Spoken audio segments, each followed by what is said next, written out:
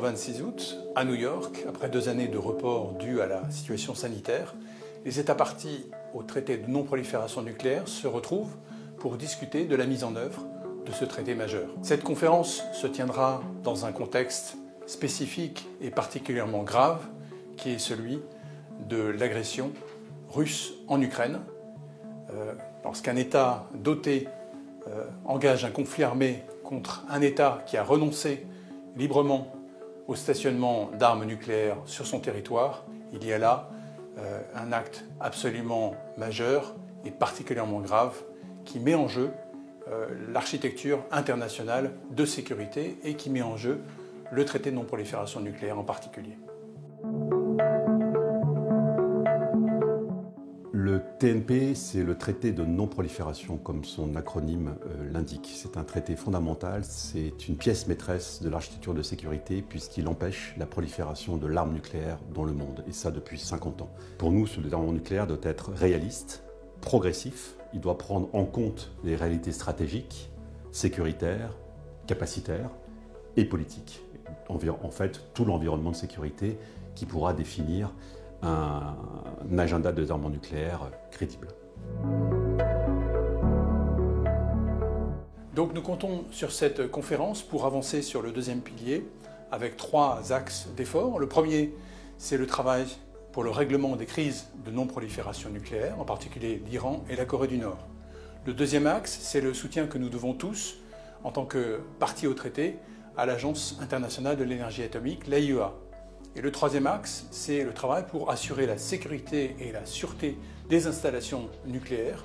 Et en particulier, évidemment, aujourd'hui, nous avons un point de vigilance et même d'inquiétude relatif à la sécurité et à la sûreté des installations nucléaires ukrainiennes en zone occupée par la Russie. Le troisième pilier du traité porte sur les usages pacifiques de l'atome. Il consiste à engager des coopérations dans le domaine nucléaire afin de favoriser les applications, qu'elles soient des applications énergétiques ou des applications d'autres natures, et je pense par exemple à des applications dans le domaine de la santé. Et il y a une dynamique dans le monde qui pousse vers la recherche de la neutralité carbone pour y parvenir rapidement, alors que nous aurons besoin de plus en plus d'électricité. Nous aurons besoin d'un mix énergétique qui s'appuie sur les renouvelables qui vont poursuivre leur croissance et sur le socle de l'énergie nucléaire. Ce traité a eu beaucoup de succès et maintenant il faut voir comment développer une vision commune. Il y a 189 États qui sont partis à ce traité. C'est un travail très long, préparatoire, qui consiste à dialoguer énormément avec tous les pays représentés au TNP, y compris les États qui ne sont pas dotés, en particulier les États qui ne sont pas dotés de l'arme nucléaire, pour être à l'écoute, pour voir quelles sont leurs demandes, leurs attentes, pour voir quelles sont d'un autre côté les nôtres en tant qu'État doté, et puis essayer de croiser un agenda commun. Donc dans ce contexte, nous avons, la France, une responsabilité particulière en tant qu'État doté pour faire valoir l'autorité et la primauté du traité de non-prolifération nucléaire. Le 3 janvier dernier, les chefs d'État ou de gouvernement des États dotés au titre du TNP, dont la France, ont adopté une déclaration par laquelle ils s'engagent à prévenir la guerre nucléaire. Pendant cette conférence d'examen, la France s'attachera à expliquer son bilan exemplaire en matière de désarmement nucléaire et les obligations, les engagements qu'elle a pris à l'égard de l'ensemble de la communauté du TNP, État doté ou État non doté. Et sur cette base et dans cet esprit, la France présentera plusieurs contributions nationales, ainsi qu'avec certains de ses proches partenaires, et notamment l'Union européenne, pour assurer ou contribuer au succès de cette conférence internationale particulièrement importante. L'humanité est-elle en proie à l'anéantissement nucléaire? C'est en tout cas l'alerte lancée par le secrétaire général de l'ONU, Antonio Guterres, lors de l'ouverture d'une conférence des 191 pays signataires du TNP, le traité de non-prolifération nucléaire. Et ce, au moment où la Russie se montre de plus en plus menaçante. Nous avons plus que jamais besoin du traité. Cette conférence d'examen est très importante. C'est l'occasion d'élaborer les mesures qui permettront d'éviter un désastre certain et de mettre l'humanité sur une nouvelle voie vers un monde exempt d'armes nucléaires. C'est aussi l'occasion de renforcer ce traité et de l'adapter au monde inquiétant qui nous entoure. De son côté, et contrairement à ses dernières déclarations, Vladimir Poutine s'est voulu rassurant dans un message publié sur le site internet du Kremlin. Nous partons du fait qu'il ne peut y avoir de gagnant dans une guerre nucléaire et qu'elle ne devrait jamais être déclenchée. Et nous défendons une sécurité égale et indivisible pour tous les membres de la communauté internationale. Cela n'a pas empêché le chef de la diplomatie américaine de critiquer le comportement de la Russie.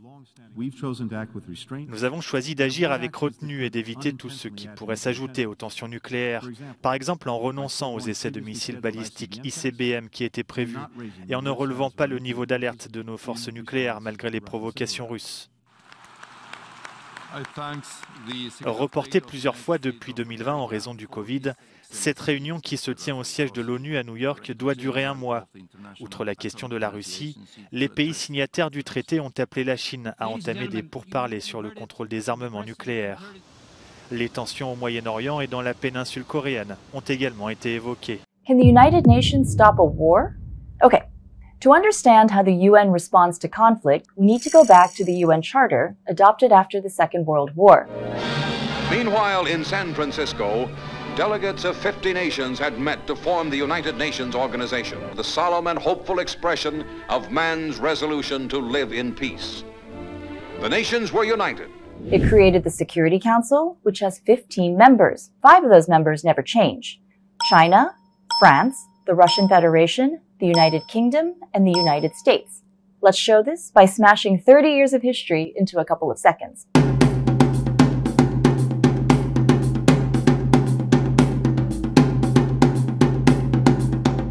When there's a dispute, the Security Council can call on countries to settle it peacefully, and the Council can refer disputes to the International Court of Justice, sometimes called the World Court.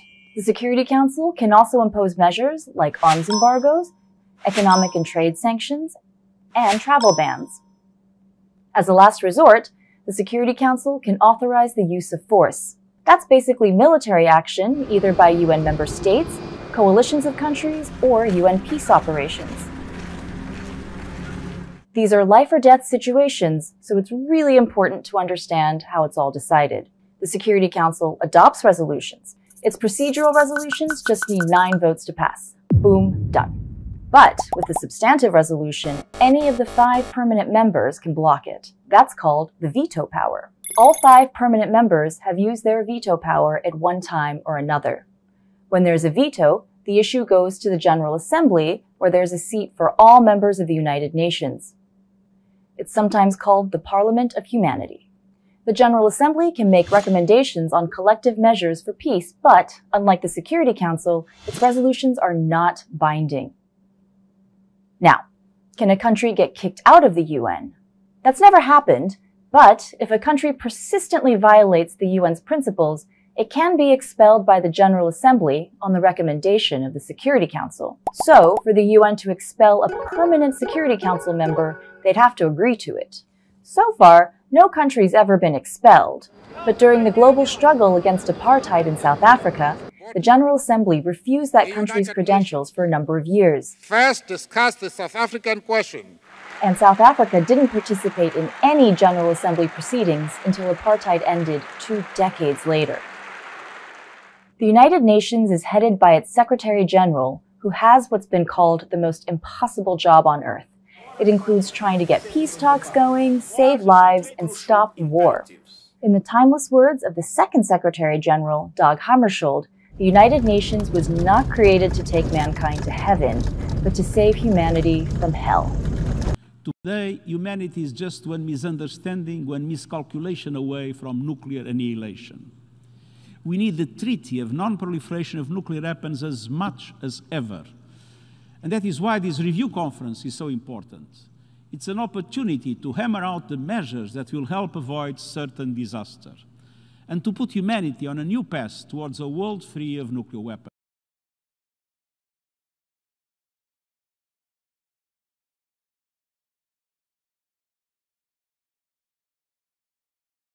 Le président de la République vient d'achever une visite au Cameroun, au Bénin et en Guinée-Bissau. Que recouvre le nouveau partenariat pour l'Afrique et l'Europe qu'il est venu porter ?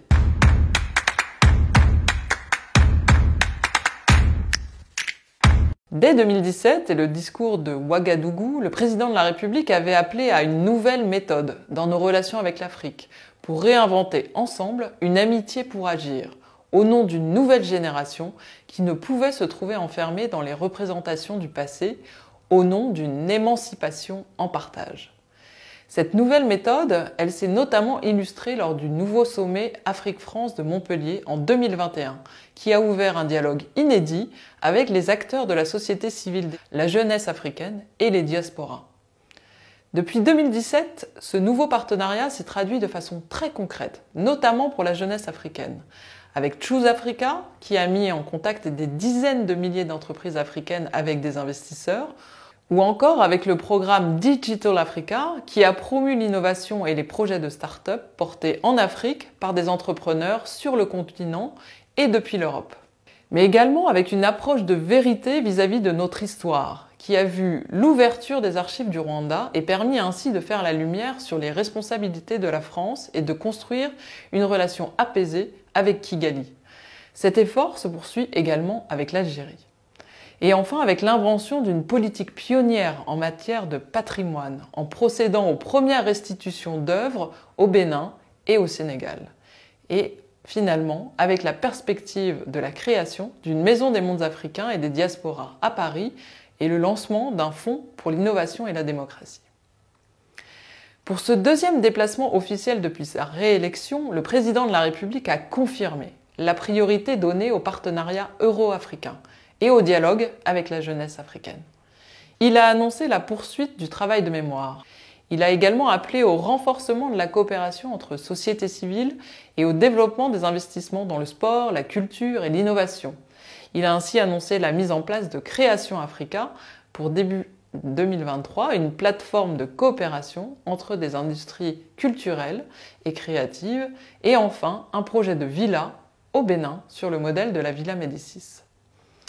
Il a par ailleurs souligné l'importance donnée à la sécurité, parce qu'aucun développement économique n'est possible sans la paix et la sécurité.